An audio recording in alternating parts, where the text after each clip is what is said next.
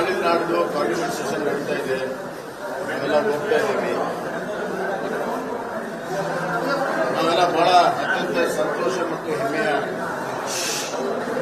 Parliament session ಅನ್ನ ಈ ಸತಿ ನೋಡ್ತಾ ಇದ್ದೇವೆ. ಒಂದು ಕ್ರಾಂತಿಕಾರಿಯಾಗಿರುವಂತಹ ಮಹಿಳೆಯರ ರಿಸರ್ವೇಷನ್ ಮತ್ತು ಡಿಲಿಮಿಟೇಷನ್ ಅನ್ನ ಮಾಡುವ ಬಿಲ್ ಅನ್ನು ನಾವೆಲ್ಲರೂ ಸೇರಿ ಈಗ ಅಪ್ರೂವ್ ಮಾಡಿರುವಂತಹದ್ದು ನಮ್ಮ ನೆಚ್ಚಿನ ಪ್ರಧಾನಮಂತ್ರಿ ನರೇಂದ್ರ ಮೋದಿ ಅವರ ಇಚ್ಛೆಯಾಗಿದೆ. ಇನ್ಫ್ಯಾಕ್ಟ್ ಬಾಬಾ ಸಾಹೇಬ್ ಅಂಬೇಡ್ಕರ್ ಅವರು ಹಿಂದೂ ಕೋಡ್ ಬಿಲ್ ಅನ್ನು ತಂದಾಗ ಅಲ್ಲಿ ಎಲ್ಲ ರಂಗದಲ್ಲೂ ಕೂಡ ಮಹಿಳೆಯರಿಗೆ ಸ್ಥಾನ, ಗೌರವ ಮತ್ತು ಅವಕಾಶಗಳು ಕೊಡಬೇಕು ಅನ್ನುವಂಥ ವಿಚಾರವನ್ನು ಅವರು ಹೇಳಿದ್ದಾರೆ. ಬಾಬಾ ಸಾಹೇಬ್ ಅಂಬೇಡ್ಕರ್ ಅವರ ಚಿಂತನೆಯನ್ನೇ ನಮ್ಮ ನರೇಂದ್ರ ಮೋದಿಯವರು ಸಾಕಾರಗೊಳಿಸ್ತಾ ಇದ್ದಾರೆ. 2034ಕ್ಕೆ ಬರಬೇಕಾಗಿರುವಂತಹ ಅನುಷ್ಠಾನ 2029 ಸೇರಬೇಕಾಗಿದೆ. ಇದು ಕಾಂಗ್ರೆಸ್ಸಿನ ಹಿಂದಿನ ಅಧ್ಯಕ್ಷರು ಶ್ರೀಮತಿ ಸೋನಿಯಾ ಗಾಂಧಿಯವರ ಇಚ್ಛೆ ಕೂಡ ಆಗಿತ್ತು. ಹೀಗಾಗಿ ಎಲ್ಲರೂ ಒಂದಾಗಿ ಇಂತಹ ಕ್ರಾಂತಿಕಾರಿ ಬಿಲ್ ಅನ್ನು ಭಾರತದ ಭವಿಷ್ಯದ ಸಾಮಾಜಿಕ, ಆರ್ಥಿಕ ಮತ್ತು ರಾಜಕೀಯ ಒಂದು ಚಿತ್ರವನ್ನು ಬದಲಾವಣೆಯನ್ನು ಮಾಡಿ ಪ್ರಜಾಪ್ರಭುತ್ವವನ್ನು ಇನ್ನಷ್ಟು ಗಟ್ಟಿಗೊಳಿಸುವಂಥ ಒಂದು ಬಿಲ್ ಇದಾಗಿದೆ. ನಾನು ವಿರೋಧ ಪಕ್ಷದವರು ಕೂಡ ಕರೆ ಕೊಡ್ತೀನಿ. ಇಂಥ ಒಂದು ಮಹತ್ವದ ಬದಲಾವಣೆ ತರುವಂಥ ಬಿಲ್ಲಲ್ಲಿ ಅವರು ಕೂಡ ಸಹಕಾರವನ್ನು ಮಾಡಬೇಕು.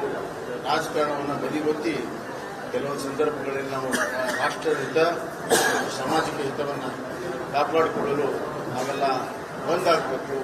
ಅಂಥ ಒಂದು ಮೆಚುರಿಟಿಯನ್ನು, ಅಂಥ ಒಂದು ಹಿರಿಮೆಯನ್ನು, ಮುತ್ಸದ್ದಿತನವನ್ನು ಎಲ್ಲ ಪಾರ್ಟಿಗಳು ತೋರಿಸ್ತಾರೆ ಅನ್ನುವಂಥ ವಿಶ್ವಾಸ ಹೊಂದಿದೆ. ಮುಖ್ಯಮಂತ್ರಿ ಪ್ರಧಾನಮಂತ್ರಿ ನರೇಂದ್ರ ಮೋದಿ ನೇತೃತ್ವದಲ್ಲಿ ಈ ಬಿಲ್ ಪಾಸ್ ಆಗುವ ಭಾಗಿಯಾಗುವಂಥ ಒಂದು ಅದೃಷ್ಟ ನಮಗಿದೆ. ಅದನ್ನು ಅತ್ಯಂತ ಪ್ರಾಮಾಣಿಕತೆಯಿಂದ ನಾವು ಮಾಡ್ತೀವಿ. ಈ ಒಂದು ಪಾರ್ಲಿಮೆಂಟ್ ಸೆಷನ್ನಲ್ಲಿ ಅತ್ಯಂತ ಹೆಮ್ಮೆಯಿಂದ ನಾವು ಮಾಡ್ತೀವಿ. ಪ್ರತಿಭಟನೆ ಮಾಡಲಿಕ್ಕೆ ಅವಕಾಶ ಉಂಟು. ಈಗ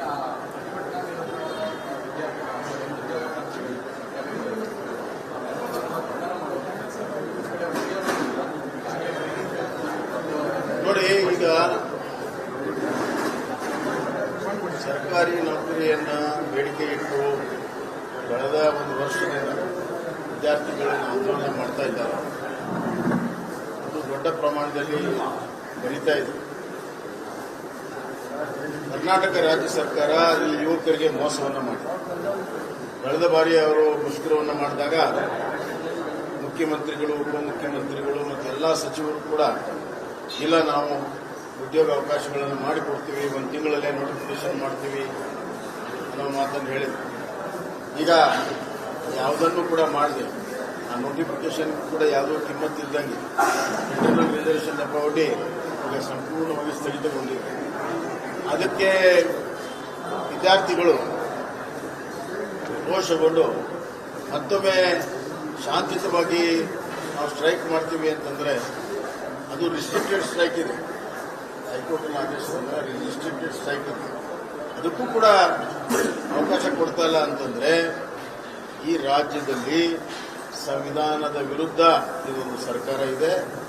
ಸಂವಿಧಾನವನ್ನು, ಅದರ ಆಶಯಗಳನ್ನು ಸಂಪೂರ್ಣವಾಗಿ ನಾಶ ಮಾಡೋದಕ್ಕೆ ಸರ್ಕಾರ ಇದೆ. ಪ್ರಜಾಪ್ರಭುತ್ವ ವಿರೋಧಿ ಸರ್ಕಾರ ಇದೆ. ಜನ ವಿರೋಧಿ ಸರ್ಕಾರ ಇದೆ ಮತ್ತು ಮಾತಿಗೆ ತಪ್ಪಿರುವಂಥ ಒಂದು ಸರ್ಕಾರ ಇದೆ. ಇದರ ವಿರುದ್ಧ ಯುವ ಜನತೆ ತಾವು ಇವತ್ತೇನೋ ಅಲ್ಲಿಯ ಪೊಲೀಸರು ಬಂಧನ ಮಾಡಿ ತಡೆಯಬಹುದು, ಆದರೆ ಭವಿಷ್ಯದಲ್ಲಿ ಬಹಳ ದೊಡ್ಡ ಬೆಲೆಯನ್ನು ಈ ಸರ್ಕಾರ ಕಟ್ಟಬೇಕಾಗುತ್ತೆ ಅನ್ನೋದು ಎಚ್ಚರಿಕೆಯನ್ನು ಕೊಡುತ್ತೆ. ದಾವಣಗೆರೆ ಒಂದು ಚುನಾವಣೆ ಕಾಂಗ್ರೆಸ್ ಅಯೋಮಯ ಆಗಿದೆ. ರಾಜಕೀಯ ಕಾರ್ಯದರ್ಶಿಗಳ ತಲೆದಂಡಾಗಿದೆ. ಜಮೀನು ಪಟ್ಟಿಗೂ ಬಗೆಹರಿಸಿದೆ. ನೋಡಿ, ಕಾಂಗ್ರೆಸ್ ಯಾವ ಸಮುದಾಯಗಳನ್ನು ಓಲೈಸಿಕೊಂಡು, ಯಾವ ಸಮುದಾಯದ ಮತ ಬ್ಯಾಂಕ್ ಆಗಿ ಪರಿವರ್ತನೆಯನ್ನು ಮಾಡಿಕೊಂಡಿದ್ದು ಆ ಎಲ್ಲ ಸಮುದಾಯಗಳು ಗಮನಹರಿಸಲ್ಪಟ್ಟಿದೆ. ಇವತ್ತು ಅಲ್ಪಸಂಖ್ಯಾತರ ನಾಯಕರ ಪ್ರಶ್ನೆ ಅಲ್ಲ, ಈ ಅಲ್ಪಸಂಖ್ಯಾತರ ಸಮುದಾಯದಲ್ಲೇ ಬಿಗಲೆದ್ದಿದೆ. ಅದು ಈ ನಾಯಕರ ಒಂದು ಜಸ್ಟ್ ಸಿಂಪ್ಟಮ್. ಸುಮ್ಮನೆ ಮೇಲೆ ಕಾಣೋದು ನಾಯಕರು, ಅದರ ಒಳಗಡೆ ಸಮುದಾಯನೇ ಹಗಲೆತ್ತಿದೆ. ಬರುವಂತಹ ದಿನಗಳಲ್ಲಿ SC/ST ಸಮುದಾಯ ಕೂಡ ಭ್ರಮ ನಿರಸನಗೊಂಡಿದೆ. ಏನು ಅಹಿಂದ ಸಮುದಾಯ ಅಂತ ಹೇಳಿ ಮುಖ್ಯಮಂತ್ರಿಗಳು ಇಷ್ಟು ವರ್ಷ ರಾಜ್ಯಭಾರ ಮಾಡಿದ್ರು, ಅವರಿಗೆ ಏನನ್ನೂ ಮಾಡಿಲ್ಲ ಅನ್ನುವಂಥ ಅರಿವು ಇವತ್ತು ಸಮುದಾಯಗಳಿಗೆ ಬಂದು ಬರುವಂತಹ ದಿನಗಳಲ್ಲಿ ಭ್ರಮ ನಿರಸನಗೊಂಡು ಕಾಂಗ್ರೆಸ್ಸಿಗೆ ದೊಡ್ಡ ತಿರುಗಿ ಬಿದ್ದು ಪಾಠವನ್ನು ಕಲಿಸುವಂಥ ಕಾಲ ತೋರಿದೆ. ಇಲ್ಲಿ ಜಸ್ಟ್ ಈಗ ಪ್ರಾರಂಭ, ಎಲೆದಂಡ ಇದು ಪ್ರಾರಂಭ, ಬಹಳ ದೊಡ್ಡ ಇದರ ಪರಿಣಾಮ ಆಗುತ್ತೆ. ಮತ್ತು ಮುಂಬರುವಂಥ ಮುಂದಿನ ತಿಂಗಳು ಬರುವಂಥ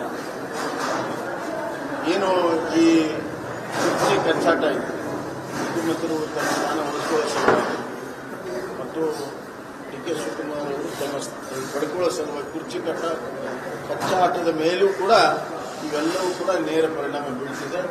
ಬರುವಂತಹ ದಿನಗಳಲ್ಲಿ ಬಹಳ ಕಷ್ಟದ ದಿನಗಳು ಶಾಸಕರಲ್ಲಿ ಇದೇನು ತೋರಿಸ್ತದೆ ಅಂದರೆ ಸುಮಾರು 30 ಜನ ವಿಜಯ ಶಾಸಕರು ಬಂದಿರೋದು. ಮುಖ್ಯಮಂತ್ರಿಗಳು ತಮ್ಮ ಸಚಿವ ಸಂಪುಟದ ಸದಸ್ಯರ ಮೇಲೆ ಹಿಡಿತ ಕಳ್ಕೊಂಡಿದ್ದಾರೆ. ಮುಖ್ಯಮಂತ್ರಿಗಳು ಶಾಸಕರ ಮೇಲೂ ಕೂಡ ಹಿಡಿತ ಕಳ್ಕೊಂಡಿದ್ದಾರೆ. ಅತಿ ದೀರ್ಘಕಾಲ ಆಡಳಿತ ಮಾಡಿರುವಂಥ ಮುಖ್ಯಮಂತ್ರಿಗಳು ಅವರ ಶಾಸಕರು ಅವರನ್ನು ಮೀರಿ, ಅವರ ನಾಯಕತ್ವವನ್ನು ಮೀರಿ ದಿಲ್ಲಿಗೆ ಹೋಗ್ತಾರೆ ತಮ್ಮ ಸ್ಥಾನಮಾನ ಪಡ್ಕೊಳ್ಳೋದಕ್ಕಂತಂದ್ರೆ ಇದು ಒಂದು ರೀತಿ ಮುಖ್ಯಮಂತ್ರಿಗಳಿಗೆ ಅವಮಾನ. ಇಷ್ಟು ಸೀನಿಯರ್ ಮುಖ್ಯಮಂತ್ರಿಯಾಗಿ ಇವರು ತಮ್ಮ ಶಾಸಕರನ್ನ ಮಾತಾಡಿ ವಿಶ್ವಾಸ ತೆಗೆದುಕೊಳ್ಳೋದಕ್ಕೆ ಸಾಧ್ಯ ಆಗಿಲ್ಲ. ಇನ್ನೊಂದು ಕಡೆ ನೋಡಿದ್ರೆ ಇದರ ಹಿಂದೆ ಮುಖ್ಯಮಂತ್ರಿಗಳೇ ಇದ್ದಾರೆ ಅನ್ನುವಂಥದ್ದು ಕೂಡ ಇವತ್ತು ವಾದ ನಡೀತಾ ಇದೆ. ಸೀನಿಯರ್ ಮುಖ್ಯಮಂತ್ರಿ ಇದೆಲ್ಲ ನಡೀತಾ ಇದೆ ಅಂತಂದ್ರೆ ಇದರ ಹಿಂದೆ ಮುಖ್ಯಮಂತ್ರಿಗಳಿದ್ದಾರೆ, ಇದರ ಹಿಂದೆ ಮುಖ್ಯಮಂತ್ರಿ ಇದ್ದಾರೆ ಅನ್ನೋದಕ್ಕೆ ಪುಷ್ಟಿ ಏನಪ್ಪಾ ಅಂತಂದ್ರೆ ನಿನ್ನೆ ಉಪಮುಖ್ಯಮಂತ್ರಿಗಳು ಆ ಶಾಸಕರಿಗೆ ವಾರ್ನಿಂಗ್ ಕೊಟ್ಟಿದ್ದಾರೆ. ಯಾರು ಕ್ಯಾಬಿನೆಟ್ ಎಕ್ಸ್ಪಾನ್ಷನ್ ಪರವಾಗಿ ಹೋಗಿದ್ದಾರೆ, ಉಪಮುಖ್ಯಮಂತ್ರಿಗಳಿಗೆ ಏನು ಅಂದ್ರೆ ಕ್ಯಾಬಿನೆಟ್ ಎಕ್ಸ್ಪಾನ್ಷನ್ ಆದರೆ ನಾಯಕತ್ವ ಅದರ ತೀರ್ಮಾನಗಳು ಬಂದು ಹೋಗ್ತವೆ ಅನ್ನುವಂಥ ಒಂದು ವಿಚಾರದಲ್ಲಿ ಅವರು ವಾರ್ನಿಂಗ್ ಕೊಡ್ತಾರೆ. ಅದಕ್ಕೆ ಹೇಳಿದ ಈ ಸಂಘರ್ಷ ಇಲ್ಲಿಗೆ ನಿಲ್ಲೋದಿಲ್ಲ. ಒಟ್ಟಾರೆ ಕಾಂಗ್ರೆಸ್ ಪಕ್ಷ ಬರುವಂತಹ ದಿನಗಳಲ್ಲಿ ಅಲ್ಲೋಲ ಅಬ್ದುಲ್ ಜಬ್ಬಾರ್ ರಾಜೀನಾಮೆಗಳನ್ನು ನೋಡೋದಾದ್ರೆ ಯಾವ ರೀತಿ ಅದು ಈಗ ನನಗೆ ನನ್ನದೇ ಆದ ಮಾಹಿತಿಗಳಿದೆ.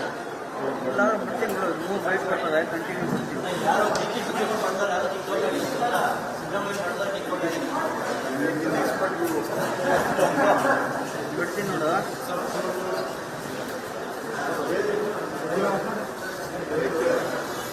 ನಿಧಾನ ಕೇಬಲ್.